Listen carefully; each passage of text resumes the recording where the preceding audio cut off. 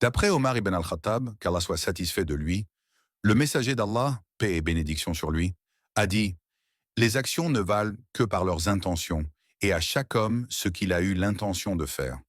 Celui dont l'émigration est pour Allah et son messager, son émigration sera pour Allah et son messager. Mais celui dont l'émigration est pour obtenir un bien de ce bas monde ou pour épouser une femme, son émigration sera pour ce vers quoi il a émigré. Ce hadith est souvent appelé le hadith de l'intention et est considéré comme l'un des piliers de la jurisprudence islamique. Il met en avant plusieurs points essentiels. Le premier, l'importance de l'intention. Toute action doit être motivée par une intention sincère pour Allah. Sans une intention pure, l'action peut perdre sa valeur spirituelle. Le deuxième, la récompense selon l'intention. La récompense d'une action dépend de l'intention qui la sous-tend. Par exemple, l'émigration hijra peut être motivée par la recherche de l'agrément d'Allah ou par des motifs mondains, ainsi que la sincérité dans l'adoration. Ce hadith rappelle aux croyants de purifier leurs intentions et d'agir uniquement pour plaire à Allah. Ce hadith est souvent cité au début des livres de hadith et de jurisprudence pour souligner l'importance de la sincérité dans toutes les actions. D'après Aïcha, qu'Allah soit satisfait d'elle, Al-Harith ibn Hisham a demandé au messager d'Allah, paix et bénédiction sur lui: ô messager d'Allah, comment la révélation te vient-elle? Le messager d'Allah, paix et bénédiction sur lui, a répondu: parfois elle me vient comme le son d'une cloche, et c'est la forme la plus difficile pour moi. Ensuite, cela cesse, et j'ai retenu ce qui m'a été révélé.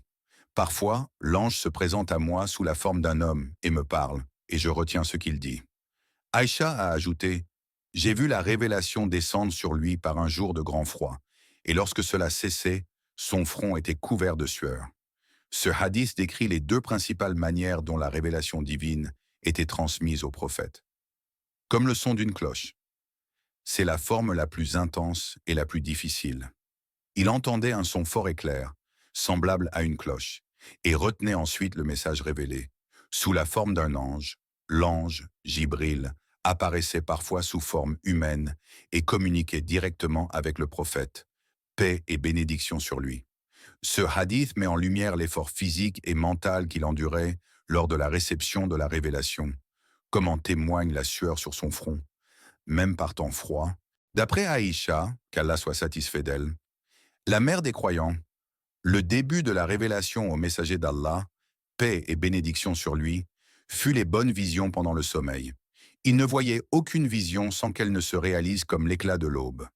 Ensuite, il eut ensuite un penchant vers la solitude. Il se retirait dans la grotte de Hira pour se consacrer à l'adoration pendant plusieurs nuits, et il prenait des provisions pour cela. Ensuite, il retournait chez Khadija, qu'Allah soit satisfait d'elle, et prenait des provisions pour une période similaire, jusqu'à ce que la vérité lui vienne, alors qu'il était dans la grotte de Hira. L'ange vint à lui et dit: lis. Il répondit: je ne sais pas lire. L'ange le saisit et le serra fortement jusqu'à ce qu'il atteigne la limite de ses forces, puis il le relâcha et dit: lis. Il répondit: je ne sais pas lire. L'ange le saisit une deuxième fois et le serra fortement jusqu'à ce qu'il atteigne la limite de ses forces, puis il le relâcha et dit: lis. Il répondit: je ne sais pas lire. L'ange le saisit une troisième fois et le serra fortement jusqu'à ce qu'il atteigne la limite de ses forces, puis il le relâcha et dit: lis au nom de ton Seigneur qui a créé. Il a créé l'homme d'une adhérence. Lis, car ton Seigneur est le plus généreux. Sourate Al-Alaq, versets 1 à 3. Le messager d'Allah, paix et bénédiction sur lui, retourna avec ces versets, son cœur tremblant. Il entra chez Khadija, qu'Allah soit satisfait d'elle, et dit: enveloppez-moi, enveloppez-moi. Ils l'enveloppèrent jusqu'à ce que sa peur disparaisse. Il dit à Khadija: qu'est-ce qui m'arrive? Et il lui raconta ce qui s'était passé. Il dit: j'ai craint pour ma vie. Khadija répondit: non, par Allah, Allah ne te déshonorera jamais. Tu maintiens les liens de parenté, tu portes les fardeaux des autres, tu donnes à ceux qui n'ont rien, tu accueilles les invités et tu aides dans les moments difficiles. Ce hadith est fondamental car il marque le début de la prophétie et la révélation du Coran. N'agite pas ta langue afin de hâter ainsi la révélation. C'est à nous qu'incombe l'assemblage de ces textes et leur récitation. Sourate 75, versets 16 et 17. Ibn Abbas expliquait ces derniers mots en disant « Allah les assemblera dans ta poitrine, et tu les réciteras ensuite. Lorsque nous le réciterons, suis sa récitation. Ensuite, ce sera à nous de le rendre explicite. » Après cette révélation, chaque fois que l'ange venait trouver l'envoyé d'Allah, celui-ci l'écoutait, puis dès que l'ange était parti, il récitait le Coran exactement comme l'ange l'avait récité.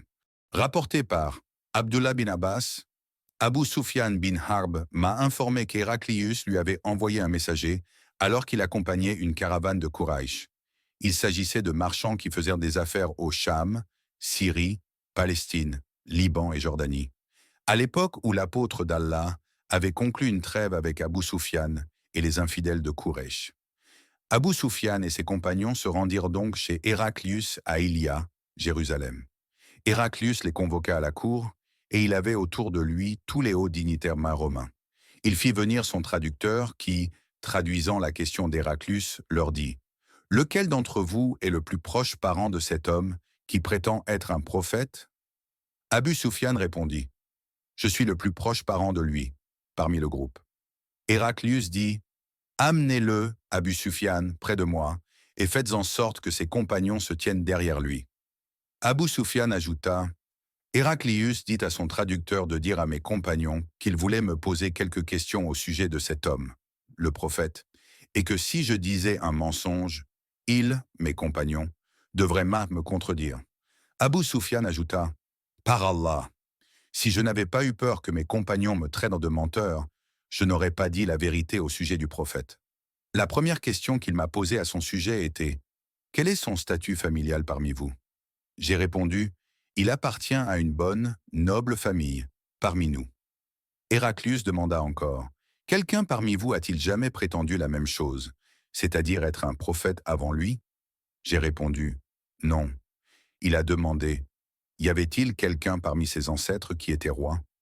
J'ai répondu « Non. » Héraclius a demandé « Est-ce que ce sont les nobles ou les pauvres qui le suivent ?» J'ai répondu « Ce sont les pauvres qui le suivent. » Il a dit « Est-ce que ses disciples augmentent ou diminuent de jour en jour ?» J'ai répondu « Ils augmentent. » Il a ensuite demandé « Est-ce que quelqu'un parmi ceux qui embrassent sa religion devient mécontent et renonce à sa religion par la suite ?» J'ai répondu « Non. » Héraclius dit « L'avez-vous jamais accusé d'avoir menti avant de prétendre être un prophète ?» J'ai répondu « Non. » Héraclius dit « Est-ce qu'il rompt ses promesses ?» Je répondis « Non. » Nous avons conclu une trêve avec lui, mais nous ne savons pas ce qu'il fera à ce sujet. Je ne pus trouver aucune occasion de dire quoi que ce soit contre lui, à part cela. Héraclius lui demanda « As-tu déjà eu une guerre avec lui ?» J'ai répondu « Oui. » Il a ensuite demandé « Quel a été le résultat des batailles ?» J'ai répondu « Parfois c'était lui qui gagnait, et parfois c'était nous. » Héraclius dit « Que t'ordonne-t-il de faire ?» Je lui ai dit « Il nous ordonne d'adorer Allah et Allah seul, de ne rien adorer en même temps que lui, et de renoncer à tout ce que nos ancêtres ont dit. Il nous ordonne de prier, de dire la vérité, d'être chaste et d'entretenir de bonnes relations avec nos proches. » Héraclius a demandé au traducteur de me transmettre ce qui suit. Je vous ai demandé des informations sur sa famille et vous m'avez répondu qu'il appartenait à une famille très noble. En fait, tous les apôtres sont issus de familles nobles parmi leurs peuples respectifs. Je vous ai demandé si quelqu'un d'autre parmi vous prétendait une telle chose. Votre réponse a été négative. Si la réponse avait été affirmative, j'aurais pensé que cet homme suivait la déclaration de l'homme précédent. Ensuite, je vous ai demandé si l'un de ses ancêtres était roi. Votre réponse a été négative, et si elle avait été affirmative, j'aurais pensé que cet homme voulait reprendre son royaume ancestral. Je vous ai demandé si on l'avait accusé de mensonge avant qu'il ne dise ce qu'il disait, et vous avez répondu par la négative. Je me suis demandé comment quelqu'un qui ne ment pas sur les autres pouvait mentir sur Allah. Je vous ai alors demandé si les riches l'avaient suivi ou les pauvres. Vous avez répondu que ce sont les pauvres qui l'avaient suivi, et en fait tous les apôtres ont été suivis par cette même catégorie de gens. Je vous ai alors demandé si ses disciples augmentaient ou diminuaient. Vous avez répondu que c'était le cas. Et c'est là la voie de la vraie foi, jusqu'à ce qu'elle soit complète à tous égards. Je vous ai aussi demandé s'il y avait quelqu'un qui, après avoir embrassé sa religion, en était mécontent et l'avait abandonné. Vous avez répondu par la négative. Et c'est là, en fait, le signe de la vraie foi, lorsque son plaisir entre dans les cœurs et s'y mêle complètement. Je vous ai demandé s'il avait jamais trahi. Vous avez répondu par la négative et de même, les apôtres ne trahissent jamais. Je vous ai alors demandé ce qu'il vous avait ordonné de faire. Tu lui as répondu qu'il t'a ordonné d'adorer Allah et Allah seul et de n'adorer rien avec lui, et qu'il t'a interdit d'adorer des idoles, et qu'il t'a ordonné de prier, de dire la vérité et d'être chaste. Si ce que tu as dit est vrai, il occupera très bientôt cette place sous mes pieds, et je savais, par les Écritures, qu'il allait apparaître, mais je ne savais pas qu'il serait de toi. Et si je pouvais le joindre avec certitude, j'irais immédiatement à sa rencontre, et si j'étais avec lui, je lui laverais certainement les pieds. Héraclius demanda alors la lettre adressée par l'apôtre d'Allah, qui fut remise par Diya au gouverneur de Basra, qui la fit suivre à Héraclius pour qu'il la lise. Le contenu de la lettre était le suivant. Au nom d'Allah, le miséricordieux, cette lettre est de Muhammad, le serviteur d'Allah et son messager, à Héraclius, le gouverneur de Byzance. Que la paix soit sur lui, qui suit le droit chemin. De plus, je vous invite à l'islam, et si vous devenez musulman, vous serez en sécurité, et Allah doublera votre récompense. Et si vous rejetez cette invitation de l'islam, vous commettrez un péché en égarant vos harissiyines, paysans. Et je vous récite la parole d'Allah. Ô gens du livre, venez à une parole commune à vous et à nous. N'adorons qu'Allah, ne lui associons rien et ne prenons pas d'autre seigneur en dehors d'Allah. Puis là, s'il se détourne, dites, soyez témoins que nous sommes musulmans. 3,64. Abu Sufyan ajouta, quand Héraclius eut terminé son discours et lu la lettre, il y eut un grand tollé à la cour royale. Nous fûmes donc expulsés de la cour. J'ai dit à mes compagnons que la question d'Ibn Abi Kabsha, le prophète Mahomet, était devenue si importante que même le roi des Banu al-Asfar, Byzance, le craignait. J'ai alors commencé à être sûr qu'il, le prophète, serait le conquérant dans un avenir proche jusqu'à ce que j'embrasse l'islam, c'est-à-dire qu'Allah m'a guidé vers l'islam. Le sous-narrateur ajoute, Ibn an-Natur était le gouverneur d'Ilia, Jérusalem, et Héraclius était le chef des chrétiens de Cham. Ibn an-Natur raconte qu'un jour, alors qu'Héraclius visitait Ilia, Jérusalem, il se leva un matin de mauvaise humeur. Certains de ses prêtres lui demandèrent pourquoi il était de mauvaise humeur. Héraclius était un devin et un astrologue. Il répondit, « La nuit, lorsque j'ai regardé les étoiles, j'ai vu que le chef de ceux qui pratiquaient la circoncision était apparu, devenu le conquérant. Qui sont ceux qui pratiquent dans la circoncision ?»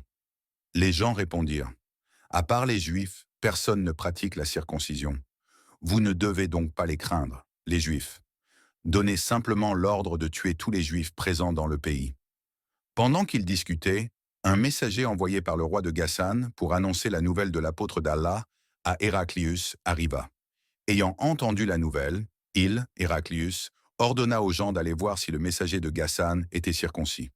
Les gens, après l'avoir vu, dirent à Héraclius qu'il était circoncis. Héraclius l'interrogea alors sur les Arabes. Le messager répondit, « Les Arabes pratiquent aussi la circoncision. » Après avoir entendu cela, Héraclius remarqua que la souveraineté des Arabes était apparue. Héraclius écrivit alors une lettre à son ami à Rome, qui était aussi bon qu'Héraclius en connaissance. Héraclius partit alors pour Homs, une ville de Syrie, et y resta jusqu'à ce qu'il reçoive la réponse de son ami à sa lettre, qui était d'accord avec lui dans son opinion sur l'émergence du prophète et le fait qu'il était un prophète. Sur ce, Héraclius invita tous les chefs des Byzantins à se réunir dans son palais à Homs. Lorsqu'ils se réunirent, il ordonna que toutes les portes de son palais soient fermées. Puis il sortit et dit, « Ô Byzantins, si le succès est votre désir et si vous recherchez la bonne direction et voulez que votre empire subsiste, alors faites un serment d'allégeance à ce prophète, c'est-à-dire embrasser l'islam. » Après avoir entendu les propos d'Héraclius, le peuple courut vers les portes du palais comme des onagres, mais trouva les portes fermées. Héraclius se rendit compte de leur haine envers l'islam et quand il perdit l'espoir de les voir embrasser l'islam, il ordonna qu'ils soient ramenés en audience. Quand il revint, il dit « Ce que j'ai déjà dit n'était que pour tester la force de votre conviction, et je l'ai vu.